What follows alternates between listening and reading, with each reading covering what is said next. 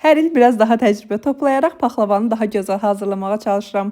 Bugün isə sizinlə paxlavanın ən vacib sirlərini bölüşəcəm. İlk ipucu olaraq içliyi, şərbəti və kərə yağını bir gün əvvəlcədən hazırlamaqdır. Üzəri üçün olan yağı əridib ayranından ayırmaq paxlavanın üzərini daha hamar edir, köpüyü çıxmır və çirkli görüntü yaranmır. Xəmiri yoğurduqdan sonra 10 dəqiqə gözlədirəm və yenidən yoğururam. Bu üsul xəmiri daha elastik edir. Daha sonra xəmiri 45 dəqiqə dincəlməyə qoyuram. Kündələri qramlara bölürəm, ən alt və ən üst qata içlik səpmirəm. Qatların arasını isə yağlamıram, kərə yağını sonradan üzərinə tökürəm. Kəsiklər səliqəli alsın deyə paxlavanı soyuducuda 1 saat gözlədirəm. Daha sonra aboy bıçağı və xətkeşdən istifadə edərək səliqəli şəkildə kəsirəm. Üzərinə yumurta sarısı və qida boyası qarışığı çəkirəm. Ləpələr yanmasın və ağ qalsın deyə paxlavanı sobanın ən alt gözündə bişirirəm. Şərbəti tökdükdən sonra isə yenidən sobaya qoymuram. Üzərinə daha parıltılı və şirəli olsun deyə sonda biraz qlükozadan istifadə edirəm. Süfrəmin olmazsa olmazı sunqu salfeti ilə süfrəmi açıram. 25 ildən artıq sun keyfiyyəti sayəsində süfrəm hər zaman rahat və problemsiz olur.